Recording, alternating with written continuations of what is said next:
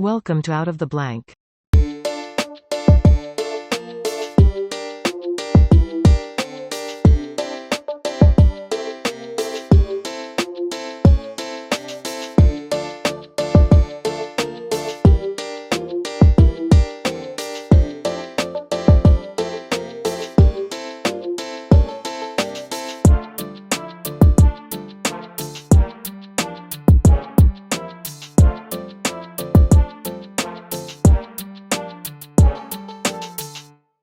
Welcome to another episode of Out of the Blank podcast. I'm here with Bart. Bart, for everyone out there listening who hasn't caught the Joe Rogan episode, which you did an amazing job on, please introduce yourself to everyone out there listening. Thanks for having me, Robbie. I am an environmental historian at Ohio State University. I didn't even know what environmental history was when I first went to graduate school at Virginia, but it's basically this field that looks at the relationship between humans and the environment, both the ways in which we as humans shape the natural environment. I think things like climate change and environmental changes caused by pollution. Or also the story of tornadoes and the earthquakes and how those have affected the course of human events. So how nature shapes our own time today. So it's a great field. It kind of combines environmental science with history. And as someone who was always interested in environmental issues as a private citizen, I think it was great to blend this with my professional passion for history. And that's kind of what I do. And I teach here at Ohio State kind of history of business classes, history of environment classes, and it's a joy. It's a great gig for anyone who's interested. Reach out. I can tell you, it's a wonderful profession. Where do you typically find that your mind kind of focuses in on a topic like this? It seems like it's a lot like with climate change and with just the environment in general. A lot of people usually harp around the fact of like humankind, is it close to coming to an end? I don't think it's necessarily at that point, but I definitely think it's a worry as well too with so many other factors. Um, Especially space colonization too. I get a couple guests on here that talk about like it's right in the near future. I'm like, well, how close is it? It's a fear because a lot of people start going in like we're going to need another planet to live on, and I'm like, well, we got to find sustainable ways of keeping this one safe as well too. And it just seems like throughout history we've kind of done a back and forth job of trying to help and at the same time hurting it in the same way. Yeah, I think it's a good point. I mean, when you do this type of work, it's often can be discouraging because you're seeing a lot of the problems. But I've been asked recently on this, recent book tour, kind of about how am I optimistic? And I am, weirdly. I think part of it is just I don't know any other way to be. I mean, if you're going to be engaged in trying to make a better world, just giving up doesn't seem like an option. I have two kids that are both under the age of 5. I spend most of my time with folks who are 18 to 22 because they're in my classes. And I think being around younger folks keeps hope alive for me, being with them and hearing their passions for the future. It's just not an option to say, well, seems like we're kind of screwed. We're going to have to go to Mars or somewhere else. To me, I'm hanging around with young people that I know are going to be here for the next 50 years, 60 years, maybe 70 years, hopefully. I just feel obligated to fight for them as much as I feel like I should be fighting for myself. I'm 40 years old now. It used to, I think, feel that way. I think it was a little bit about my future. It's increasingly becoming more about not only my future, but the future of people who are going to come after me. And that really motivates me, like in a kind of visceral way every day. I don't know how you look at a 4-year-old's eyes in the context of everything we just talked about, climate change and all these other things, and just say, well, I give up, Yeah.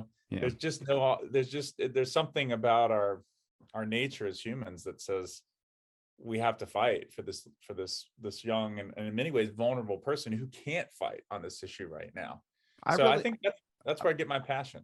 I really appreciate your perspective on it because it always seems like people go like, well, like I've talked to people who are part of the voluntary human extinction movement where it's like just don't have kids anymore, let the planet kind of regenerate. And I'm like, I mean, that's one perspective, but I also look at it like it's going to be impossible to try and tell people not to have kids. But Like I said, my show is all about perspectives.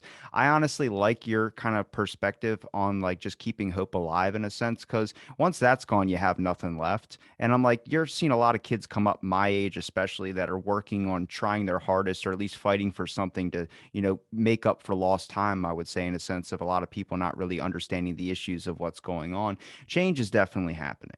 I just think there's got to be a way or some type of other means besides everyone seems to be split in so many different directions. It's like we all, our best quality as people is standing together. And the one thing that we're not doing is we're not standing together. We all agree climate change, sure, but even some people that don't really believe in that as well too. But what about like what are the steps are we going to take? Because everyone's focused either it's on fossil fuels, media is, or electric cars. And I'm like, well, what about renewable energies?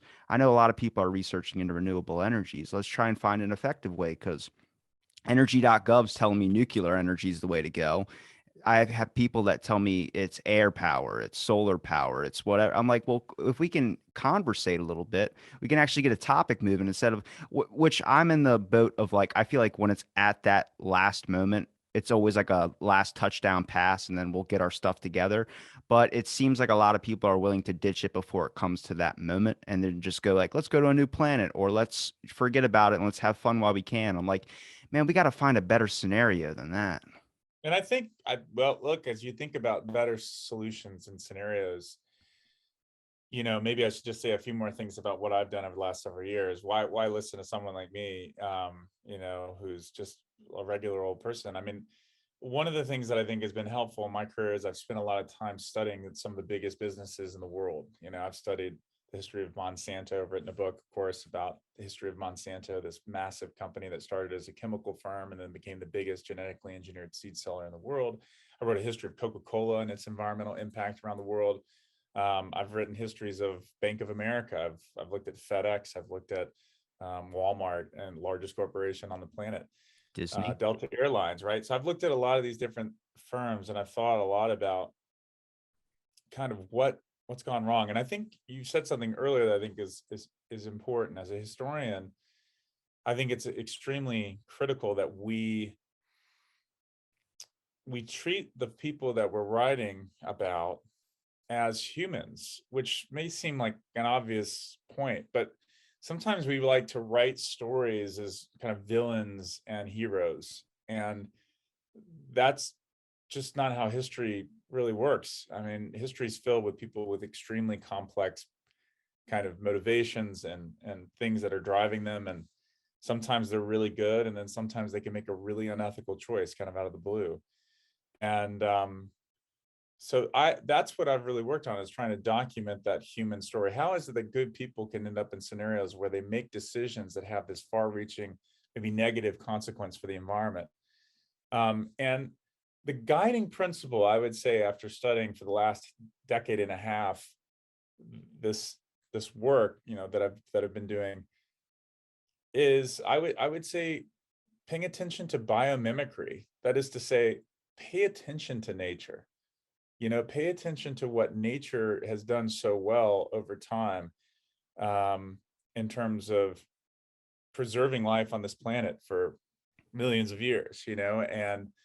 And I think if we look at the history of, say, something like Monsanto, which created a lot of the herbicides that we ended up using in the post-war era, came out of war. It was a mindset of war that drove the development of a lot of those herbicides. I mean, we were thinking about using them as defoliants to expose enemy combatants in various places. And the insecticides we produced then were also about kind of helping troops survive in these mosquito-laden areas and places with lice and other things. But it was very much this vision of annihilation, of a kind of war against nature. My advisor actually wrote a book called this, War in Nature. And that I think is just a really important thing to sit with, that if we're going to have as you said, a sustainable planet or a economy that's going to allow us to live on this planet for a long time, we really have to get away from that mindset and see things like pests that need to be annihilated. Well, maybe there's that logic is part of the problem, instead of recognizing ourselves as embedded in these ecosystems. And I don't think this is hippie talk. I didn't start out my journey as kind of like, okay, I'm just going to be pie in the sky kind of thinker. It's just looking at the data. You can say there's better ways to do this than to kind of use these blunt force instruments in combat with nature, which is often what we see, to kind of try and suppress these ecological phenomenon that are so powerful. Um, and so for me, yeah, I think that's why history matters. Understanding that that's a logic, that's an ideology that came out of a specific time when it comes to pesticides and herbicides. Can we revisit that now in 2022 and say, well, does that logic really make sense? And is it actually, the best way to produce food, for Have example? have you ever heard Um, of coexistence theory? I don't know. No, I don't know if maybe, but It's I'm not sure. about the diversity of a population of, like, you could say animals or plants that kind of work together. I had a guy on Yeah. here who coined that theory, Mhm. and he was explaining it a little bit deeper. And you really don't pay attention to the small stuff, and that's kind of how I analyze, like with businesses. For instance, you work or writing books about these businesses like Coke and Monsanto. So you start to realize, like, if you do the human aspect, it's profit, it's money. But the issue is that I think you need not. I wouldn't say like you wouldn't hold corporations more accountable, which in some cases you should. But I also think it's about like when that dollar gets waved into your hand, it's about making a profit or coming up with a solution. You have to be weary about the consequences of what those are going to be. If that means you're going to spray a bunch of chemicals to annihilate an insect, is it going to contaminate your food? That's something that comes out 5 years later, 2 years later, 3 years later, however long, but it's already in the system. It's already working. And the next thing you know, it's so much harder to remove that band aid.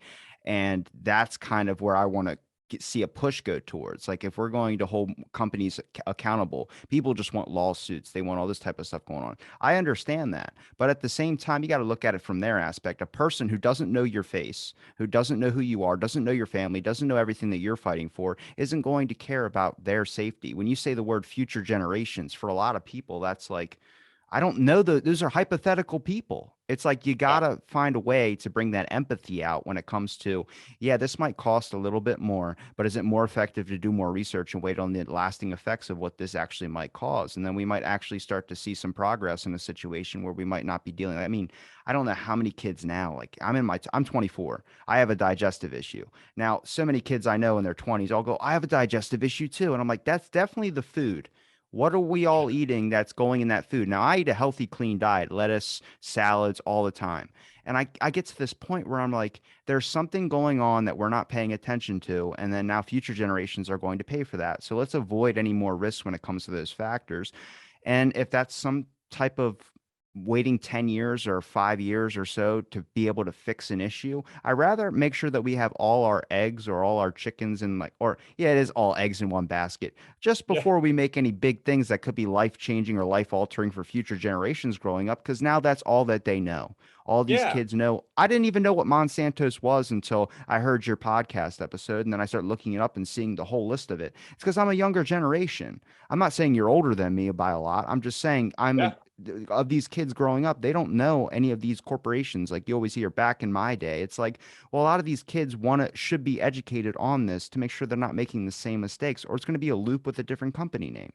Yeah. And you said something, I mean, I think that's so critical. Like, just one of the things that I think environmental history teaches you is to be vigilant in your own time for, when you're creating a technology or creating some kind of new product, for that long lasting effect that that thing might have that you're not seeing, and just trying to think through that before you unleash that product onto the world and then change everything. A good example, of course, was, Roundup Ready technology, which was the first genetically engineered crops to be introduced in the United States in 1996. That was the beginning. As you said, everyone's listening to this from different generational perspectives. I lived through that and saw that. I remember when those those G crops first came out. Um, and this book that I was writing about Monsanto was not an anti or pro GMO kind of book. It's not meant to be that kind of polemical screed. What it was trying to do was lay out what went wrong with that deployment in 1996, and to say whether genetic engineering as a technology is good or bad is really not the point. The point is how it was deployed, and the speed and pace with which it was deployed that contributed to some of the problems we see in farming country today. And what happened was, you went in 1996 from having basically no commodity crop farmers, commodity crops being, of course, like soybeans, cotton, and corn, having any genetically engineered Roundup Ready traits in their crops. And just to be clear for people who are listening, these Roundup Ready traits, the whole point was to make these crops capable of tolerating heavy spraying of Roundup, which was Monsanto's blockbuster herbicide created. Really, it's an old chemistry. It goes back to the 1970s. And yet today it's essential. I mean, right now, in terms of how people farm, almost every farmer that's growing either cotton, tobacco, or corn or soybeans, and many other crops rely on glyphosate or Roundup.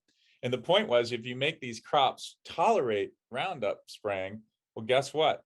You can spray your crops with Roundup during the growing season. Your crops will survive because they've been genetically engineered to survive that spraying, but the weeds will be killed. The problem with that, as you said too, like, it's about the pace of deployment.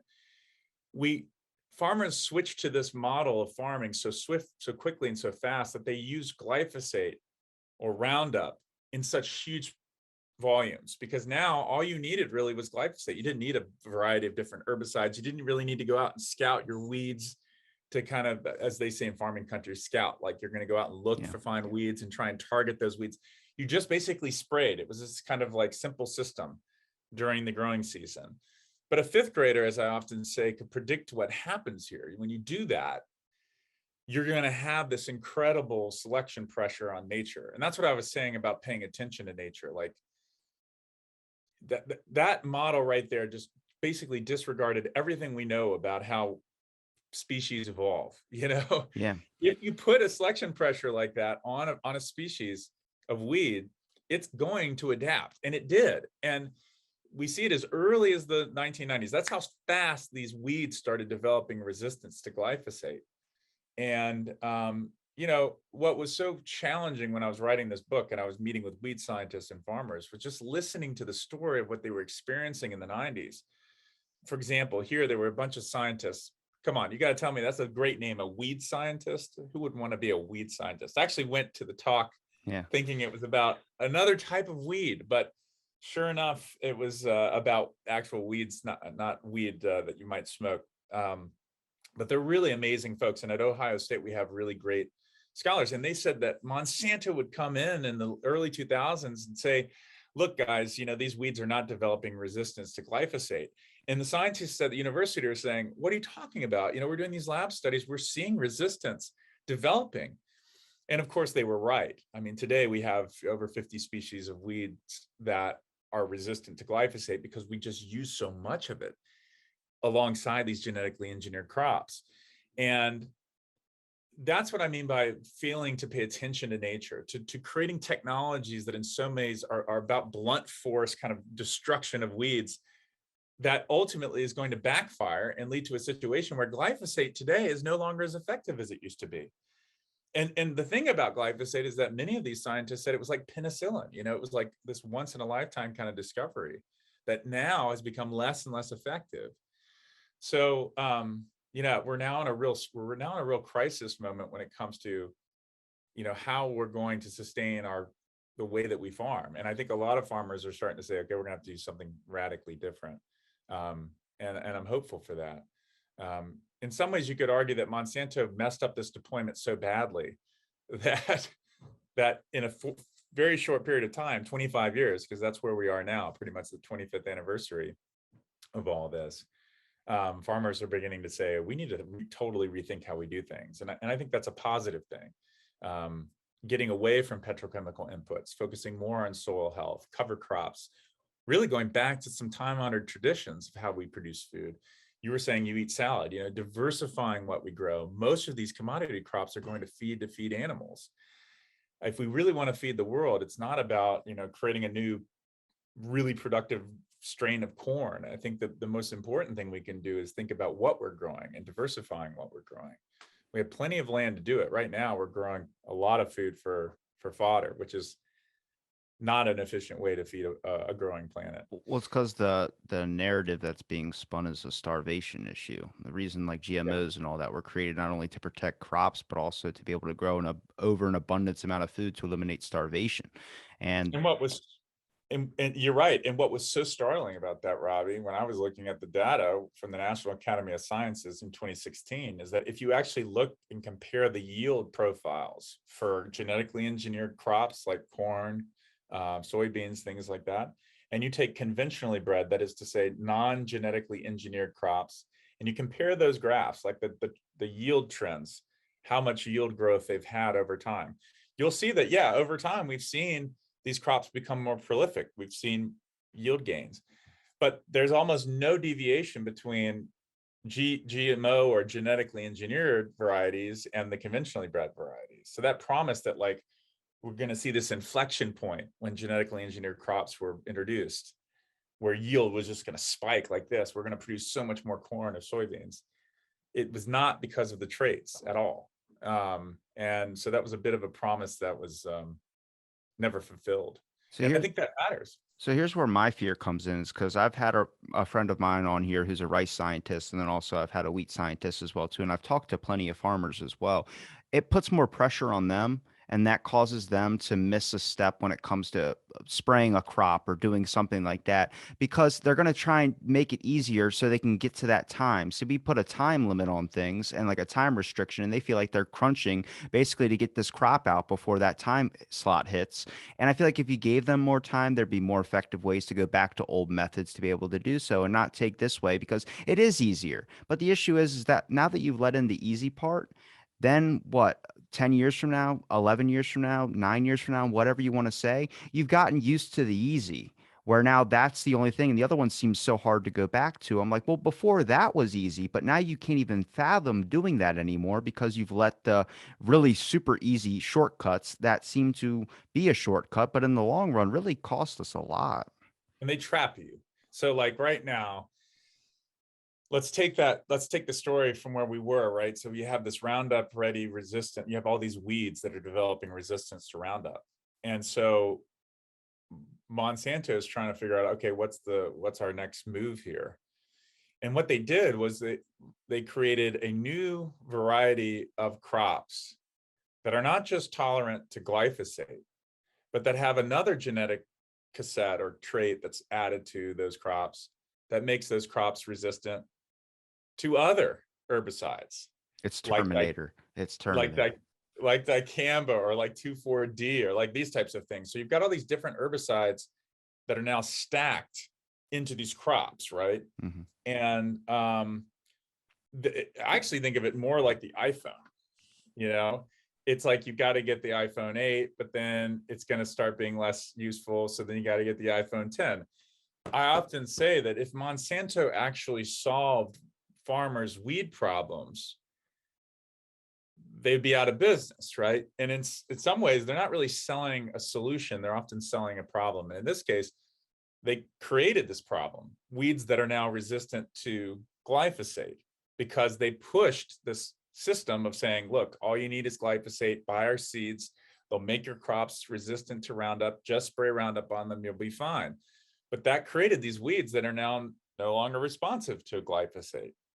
And so now we're seeing these seeds in the last, really the last decade, really the last half decade, that have emerged that are stack traits that have, multiple. There's one that's right before the EPA right now that would allow a plant to tolerate 5 different chemical inputs. Like, it's incredible, so that these folks could spray 5 different chemicals throughout the growing season. And you were saying, as a younger person, look, I'm really conscious of this. I have, it's extremely complicated to tease out what's causing people's gastrointestinal issues, but you're right to think about chemicals. And what happens when you have not just one, but 5 different, a kind of cocktail of sorts of different herbicides being used on our crops? And you could say, well, it's low levels, but yeah, what does that low level exposure over Build years up. and years does, right? Yeah, and the buildup. So I think that the bigger issue here is that you've got this problem with dicamba, for example. Um, which we can save. In fact, we don't have to talk about it right now, but it's a big issue because you've got these herbicides now that are being used to try and beat back weeds that have been resistant to glyphosate, a problem created by the technology itself, um, that are really problematic because they're actually older than glyphosate. Dicamba is from the 1960s. Another herbicide that's coming back and being used a lot to try and deal with these Roundup resistant weeds is 2,4-D, which goes back to the 1940s. The future of food right now, as a historian, looks like the past. It does not look like an innovative future in that sense. There's a lot of new digital technology and interesting things being deployed, but in terms of the petrochemicals being put out there, it's a real mess. And our herbicide use hasn't gone down, which was one of the promises of genetically engineered crops. It's gone radically up over the last several years. And as you said, to farmers, they feel like this is a system that's not working in their favor in many ways, right? Costs are going up. They're having to buy more expensive seeds, stacked seeds, and they're having to use more herbicides to beat back weeds that are becoming resistant to their herbicides. And by the way, last thing I'll say on that is you've got 5 different herbicides, you're spraying a lot of them, and you're spraying it throughout the growing season, tremendous volumes. We saw what happened before. You're going to create resistance to those herbicides. And then what's the future then? So to me, it's like a cycle. It's like a sick cycle. And, we're all tied into it and we all depend on this. We should all care about this because this is where our food's going to come from. Is it a money issue? Is that why it's not being reported as much? It feels like politics, I know, is trending all the time, but when they boil down to the climate change narrative or they keep going to these topics that they always hit every single time, how come this isn't more widely known? Like for me, a common person who might not know who or what Monsanto is, I Google it, I see a bunch of different stuff, and I'm reading articles. I'm like, what this horror should be, warned about, or it should be like a label, like don't be like this company or don't do these types of things, or there should be ethical, at least people that are walking through these companies and checking them when they are doing these types of things. Maybe there is, I'm not saying that there isn't, but they're not doing a great job. They're good at hiding you from the fact that this is going on. But for younger generations, I feel like should be more aware of like, hey, like, do you care what's in your food? Yeah, I know you like the vegan and the meat debate, but let's go down to the chemical debate. Like, do you want chemicals in your food or not? It doesn't necessarily taste like that. I start to wonder when I'm eating something without everything on it, just maybe a blank salad. Is this the natural taste of this food, or is this just something that my palate has gotten used to when it comes to a chemical? I mean, there are Yeah. some things I haven't had in a long time, but when I eat it, I'm like, this doesn't taste like normal water. This isn't right. What is this? It's like, oh, it's got a little bit of iron in there. And it's like, okay, like maybe that's more natural, sure, but I can taste it. Like I like that my palate can taste that there's something in here rather than getting used to it so much. And I'm afraid that with so many generations that are being grown up into this, they're not going to know what that original taste is like. It's like New Coke.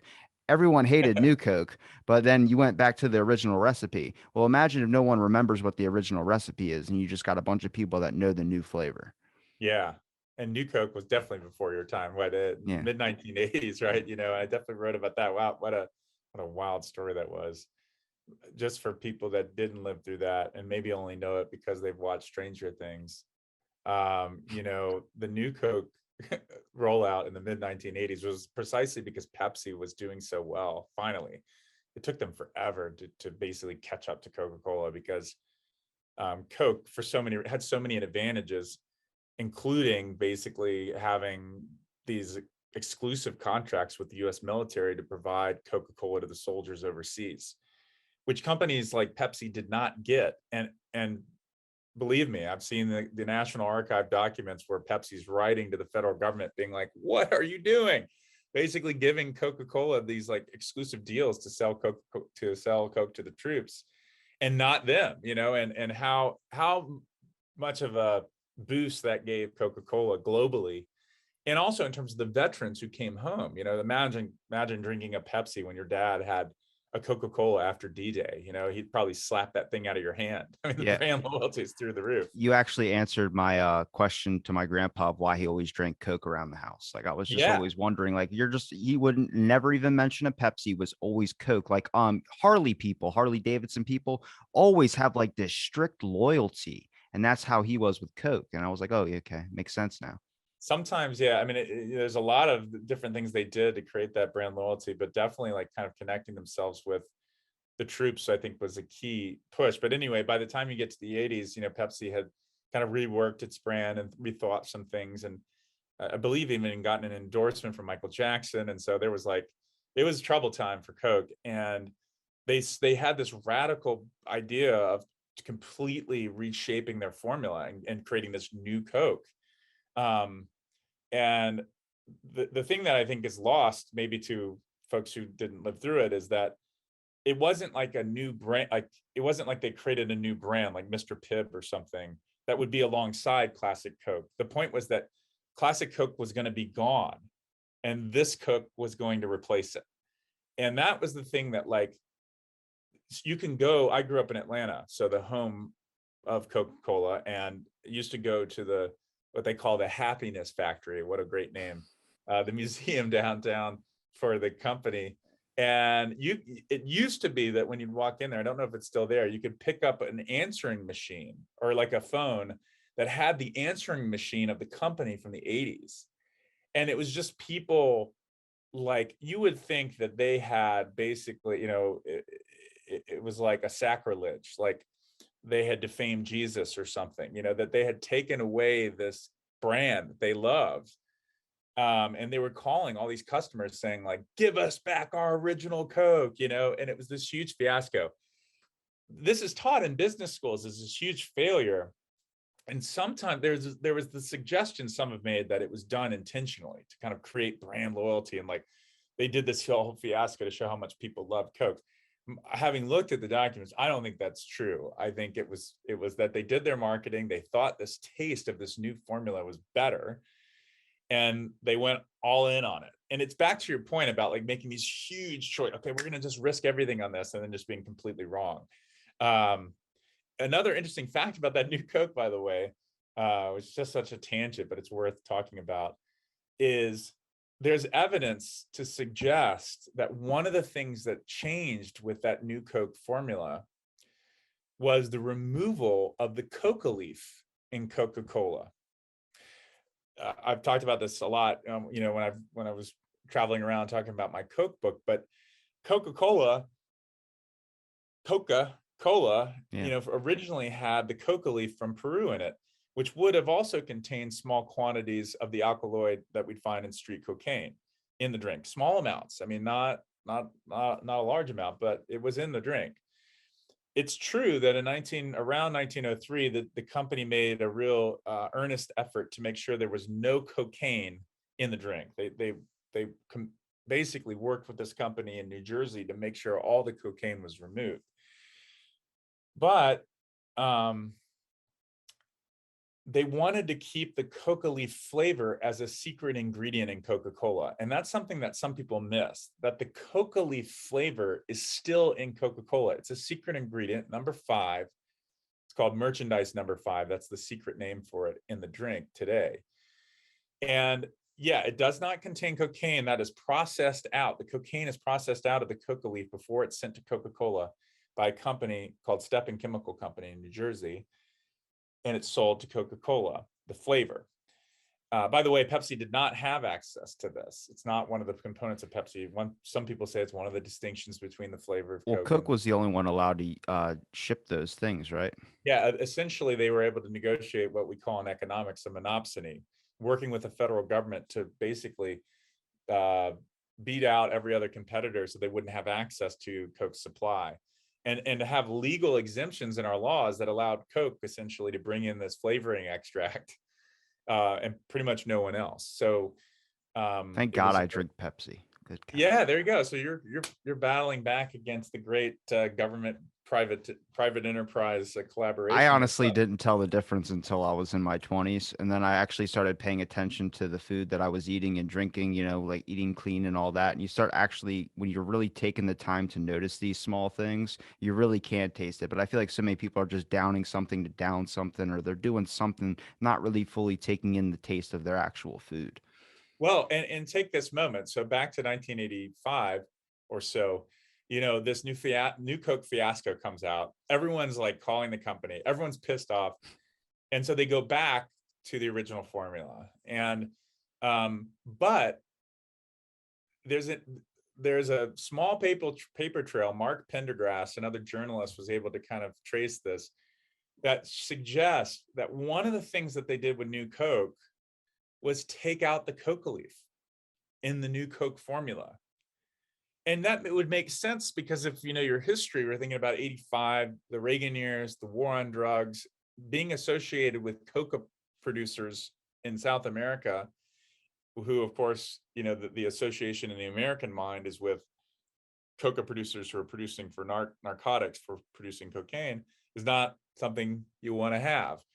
And it's likely that the company decided that it wanted to get rid of the coca leaf, to just get rid of that ingredient, which is also just difficult to get. You know, you got to get this coca leaf, you got to import it, you got to take out the cocaine.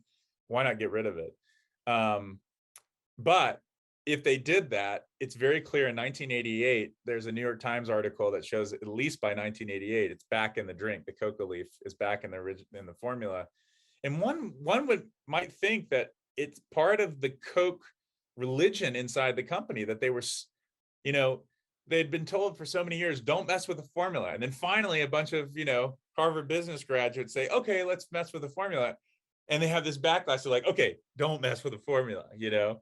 And so the coca leaf came back into the drink. And yeah, one of my journeys for that book was going down to Peru to kind of trace out that story of how Coca-Cola got their coca leaves and in their drink. Which is the one thing I want to say on that publicly, is just that, you know, for people that live in Peru, this is a great kind of abomination for cocaeros, the people who produce coca, that here's a big brand, Coca-Cola, that's literally has coca in the freaking name of their company, and even uses and sources coca secretly for their drink, but yet refuses to publicly acknowledge this connection to the coca leaf and to coca farmers. And, you know, the coca leaf is something that goes back for, you know, centuries to the Inca. I mean, this is a religious, in so many ways, spiritual product. It comes from the coca shrub that grows just in the Andes and only in a few places. And yet Coke has taken this name and put it on its brand, but refuses to acknowledge any connection to this history. So, And a lot and of I think people won't even remember that. That's the thing, is that a lot of people probably don't even know that. They just think, oh, it's Coca-Cola, and that's it. The name kind of just drops there. They associate it with the drink and not the really connection that it has to it. exactly. And to me, that matters, because what's happened is coca farmers can't sell their coca leaf internationally in many markets, because Coke, alongside other companies, fought for international laws that would restrict the sale of coca leaves internationally, arguing that, of course, coca leaves could be easily turned into cocaine, which was a harmful narcotic that would hurt people. But of course, if you go to Peru, as I did, you can get coca tea. You can drink coca tea in the country. It's legal to do that. And I guarantee you that you'll get more stimulated by, or kind of affected by, espresso of at Starbucks than you do by drinking a mild coca tea in Peru.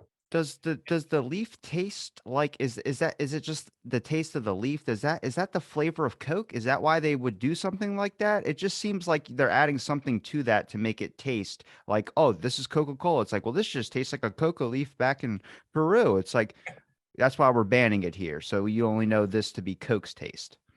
I think, Robbie, you know, honestly, back to the historical record, obviously I was obsessed with this. Like, why the heck go to all this effort to get this little tincture flavor? You know, and my sense is that it contributes very little to the flavor profile of Coca-Cola, to be honest with you. I just can't imagine, given the quantities that I've seen in the record. And by the way, this all comes from DEA declassified documents at the National Archives. If any of your listeners are super gung-ho sleuths who want to go and I dive into hope it not. themselves, I'm sure there are, because I can imagine people that watch you, you know, are interested in this kind of stuff. You can go look at it for yourself. It's amazing, these documents that were released recently, looking back to the 60s and 70s, that show, you know, how many leaves were coming in, how much Coke was consuming, you know, where the cocaine, how the cocaine was being dealt with, that was taken out of the leaves.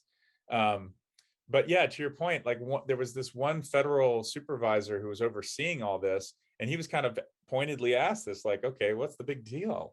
And he kind of said that too. He's like, it can't be that significant really to the flavor itself, because it's such a small quantity of what's going into the beverage. But from Coke's perspective, they clearly thought it mattered, And as I said, there was this kind of mystique and religion, if you will, of the secret formula inside the company. We may think of it as just a branding thing, but it's true. Like inside the company, these people over the decades believe in it. It's like a religion, and they don't want to alter it in any way, even though it requires this elaborate and secret and covert kind of operation of getting the coca leaf there. And even though they will never acknowledge it publicly today. I mean, you should see, there was one podcast I was on where it was the archivist for Coca-Cola and me talking. I'm showing basically referencing documents that make it very clear. It's not like it's hidden in the record that they're importing coca leaves and using it. And the archivist is just fumbling around and saying, well, I don't know the secret formula, so I can't confirm or deny that there's coca. They just won't talk about it. But for these farmers, this matters, because the coca leaf is different than the cocaine you might find, somebody snorting, at a party or something like that, right? The coca leaf is this kind of mild, you're getting this mild stimulant, and in some ways it can help you with altitude sickness. It can help you with all sorts of things. And it's been much like we think about weed today. It's been just completely, criminalized, vilified, and devalorized in so many ways through these campaigns, that I think if we're talking about legalizing weed and things like that, we need to be talking about the coca leaf, and I think Coke should be a part of that conversation, considering how much money they've made off this really powerful and unique ingredient that comes from South America. Do you think it's still like that today, though? It just seems like a lot of kids like my age and a lot of kids coming up, they don't have that attached value to Coke. I just look at it now like it's just something that's in a store. Like I'm sure the older people are probably more religious on it because that's kind of what family values. If your dad or whatever was in Nam or something like that, you couldn't drink a Pepsi or anything like that. So it was always Coke around the house. So you're just used to that. But people like the routine. They like the same thing over and over again. And I feel like with this especially, it just seems like you're having a lot more generations that are just not really as hooked to it or as like fixed on it as most people. They're more willing to like a boba tea or something natural or from some soup shop with a person who's serving it with dreads or something like that. But I digress. I get to a point where I'm looking at it now where I go, I think now their only thing is that they're just everywhere. They've kind of owned the market. And I feel like that was from the beginning where they had this start. And then now they don't really need to do an advertisement. They just throw it out there. I mean, it's already in every single store. You say, do you guys serve Pepsi products? No, we only serve Coke products. That's always the answer you get. And then every time I ask for a Coke or something, they go, we only serve Pepsi products. I'm like, there you Yeah. go. Yeah. Well, we're a Coke university, so good luck trying to get any other. In fact, we cannot serve any other soft drink at any official event here. That's how strict the That's the rules. weird stuff. What is that? Why? Why? Well, it's money, right? So it comes down to Coke wanting pouring rights, and in return, Coke offering various financial support for scholarships and funding and things like that. And at a time where public funding for universities like Ohio State University are being cut, there's this need for private money. And that's one of the things I think I'd point out in both of my books is the danger of that. What happens when we lose the value of these wonderful public universities, which were set up to do independent, research on topics that matter. You know, I could connect that to the story of Monsanto. When I was researching that book, obviously we're a premier agricultural university. So I actually filed a Freedom of Information Act request with our public records office to see how much money Monsanto was giving to our university. Because whether, you might think that, well, it's a public university, that stuff should just be, available to see, but it's not. A lot of those private donations and those funding streams are kind of obfuscated. Anyway, I filed this letter. I get that, I learn where this money's going, and it's of course millions of dollars, and it's going towards the study of various products like Dicamba and other things that, to determine the efficacy of these various herbicides and things like that. And again, I think about a fifth grader could tell you that's kind of a problem when you have the firms that whose products are being assessed by public universities providing the funding, to decide how good these products are. I think we shouldn't live in a world where that's a thing. And It happened during the pandemic too. They had the people who are friends with the people at the lab investigate the lab. It just doesn't make sense. You want a party that's not included, whether you believe it came from there or not. It doesn't matter in anything you want that. if you have money tied to it. Exactly. You want to have firewalls between the institutions that are involved in trying to assess the efficacies of things and the interests that have a vested interest in seeing it get through. I'll give you a good example of this with the Monsanto book that I really wanted to make sure we hit in the time that we had, because it just matters to me. And that's Dicamba. We talked about it briefly. This was like, if people don't know this is happening right now, they should. And so that's my prelude to this segment here, that pay attention to this, because this affects our food system. As we talked about, weeds became resistant to glyphosate. So Monsanto started selling these new seeds that could tolerate different types of herbicides. And one of them, seed package, was called Extend seeds. These seeds would allow you to spray glyphosate and dicamba on your crops, and your crops would survive, but it would kill all the weeds. The problem was dicamba, this herbicide that goes back to the 1960s. That you might say, well, why weren't they doing that in the 90s? Why weren't they just spraying dicamba all the time? And the answer is because they knew that there was a problem with dicamba. Dicamba is volatile.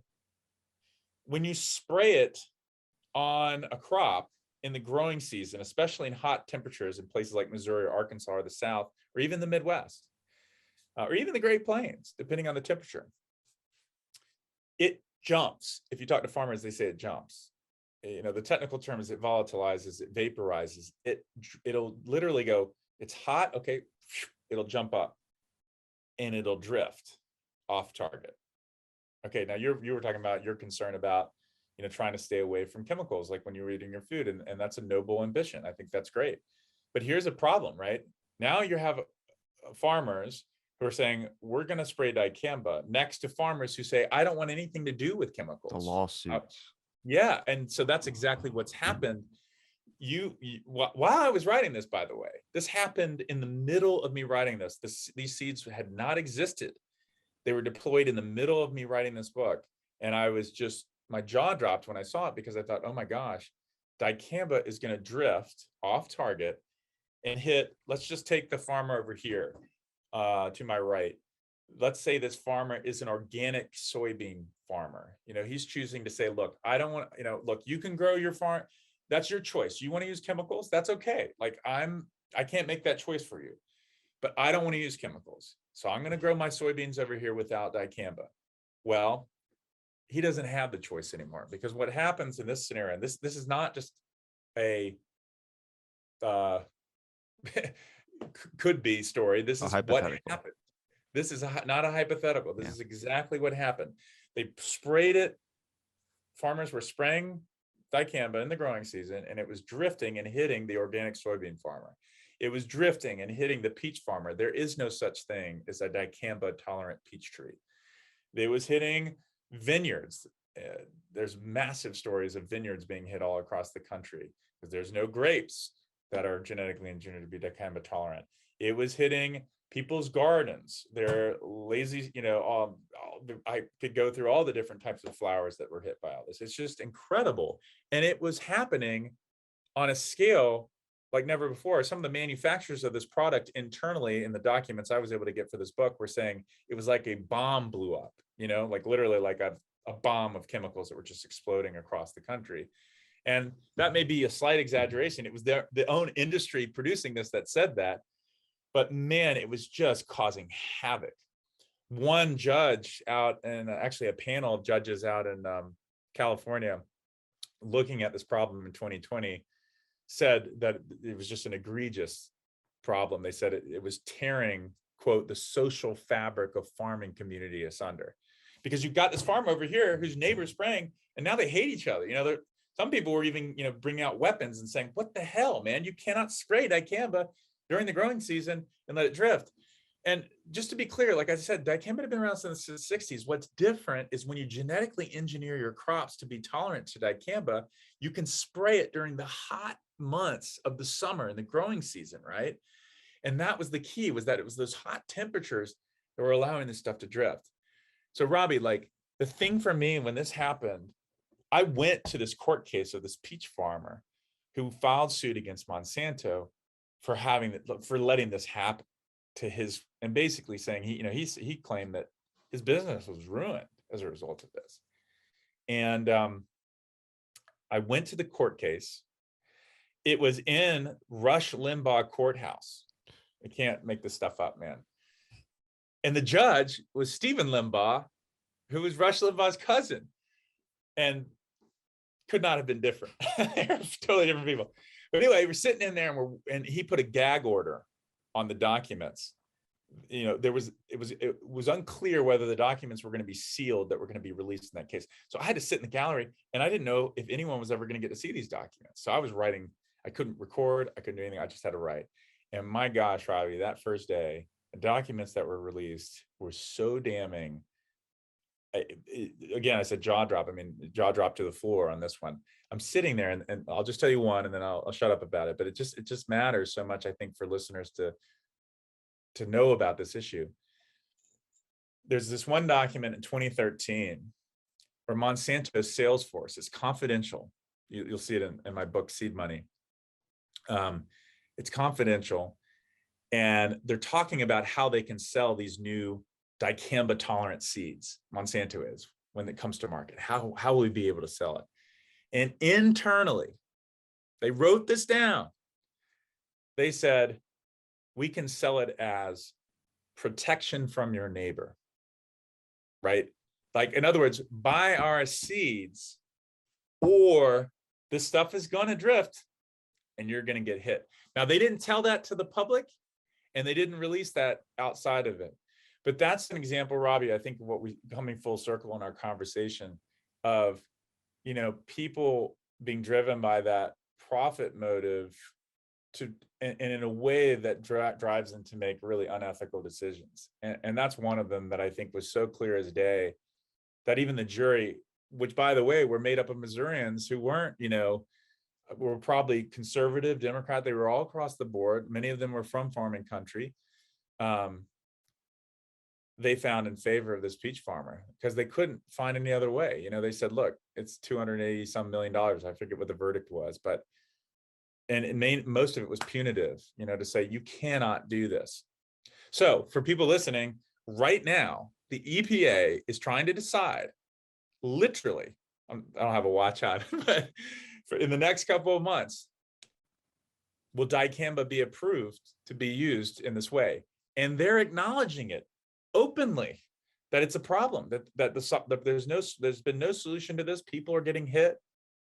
So I think for people listening, weigh in. I mean, to your point, I mean, I think we as a people have to step up and say, when you have a broken technology like this that can disrupt the production of our very food system, we have to act, we have to write, which is why I do environmental history, which is why I do this work, because I think we have to tell these stories, which, as you said, most people just aren't talking about. And I think that's because less than 2% of people are farmers, in the country. Most people have no connection to it. They've never been out there. They don't see what's happening.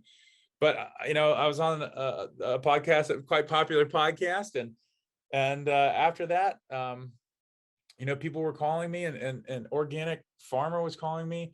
And he said, don't stop talking about this issue, because consumers might not know about this, but man, I can't farm if this continues, So it's an issue that I think really matters to all of us. And I appreciate you having people on to talk about these things. I've mentioned your whole story and everything that I heard on Rogan so many times throughout so many episodes with environmental history friends of mine that have been on the show. It's a lot of people don't believe it when they hear it. They go, "That has to be made up," and that just seems a little bit thing. Because when you type it in, you search it up. I've read 4 different blogs, the first top 4 on Google, and a lot of them seem like, "Well, they didn't know they were pushed in a position that this," and it's like, "Are you defending Monsanto's now?" And it's like you see a bunch of people commenting like, "Why don't you expose like I hope you don't tell your kids this before they go to bed." And you start to realize it's like it's a money thing. If you can pay to blend results or hide something, you can. It just gets it becomes an issue because we're living in a world that's clouded in judgment. And I don't necessarily think it's our fault. I think it's too many people trying to have their hands on a steering wheel that is our mind.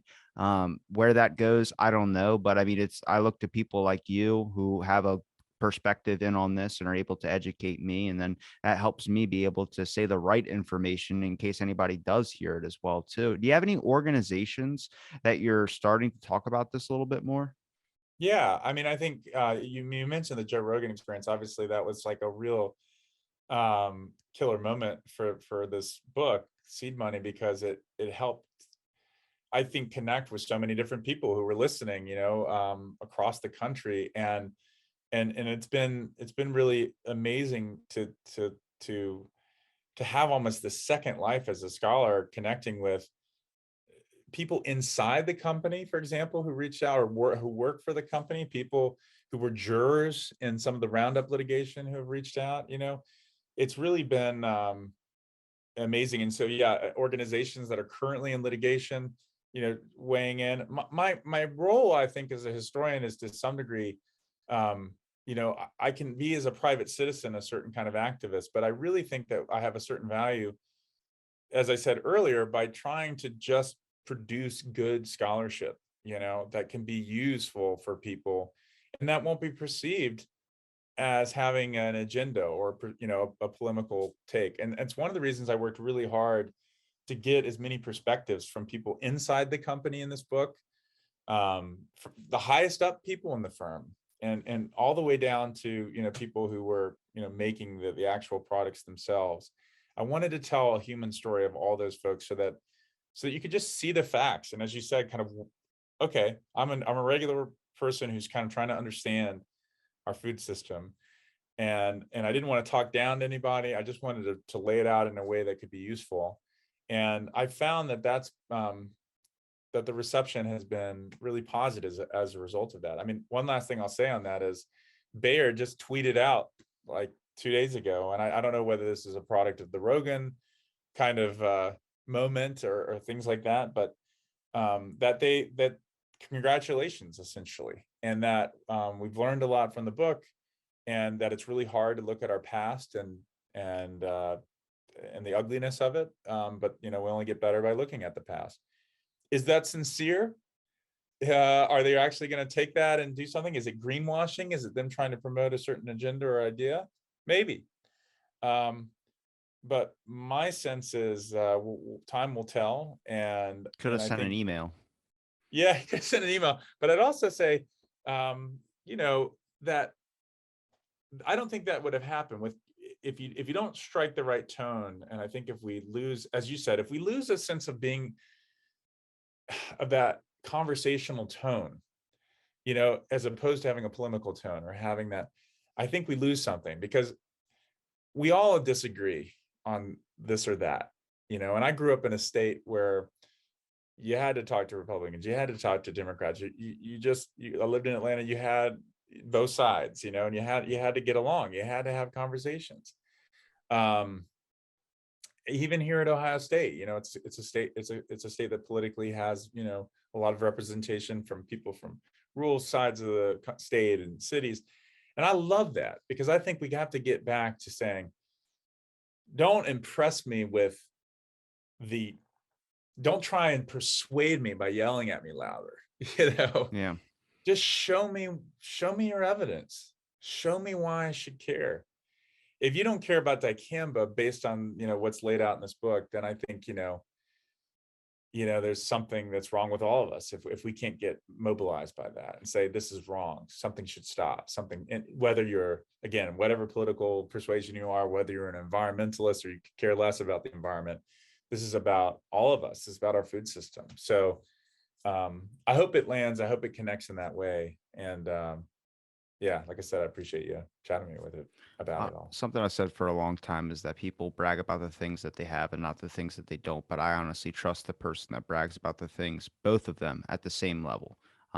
It's hard to do, but I mean, I let people know, like, only thing I can offer you. I don't have a Joe Rogan following, but I have genuine conversation that I'm honestly here in this moment with you, and that's the best I can offer. And surprisingly, people really appreciate that as well too. But where can people find your books? Where can people find your website, your Twitter, any other social links that you want to provide? I follow you on Twitter. Yeah, thanks. Yeah, and follow you back, my friend. Yeah, so I'm at Bart Elmore. That's pretty straightforward on Twitter, and bartelmore.com is where all my books are. So the book on Coca-Cola, Citizen Coke, and the book on Monsanto seed money are both there. And yeah, I hope it's helpful for folks that are just trying to figure out how to navigate a really complicated food system that could probably be less complicated. And I hope so over the next several years. Well, thanks for joining me on this episode. Thanks for listening to this episode of Out of the Blank podcast.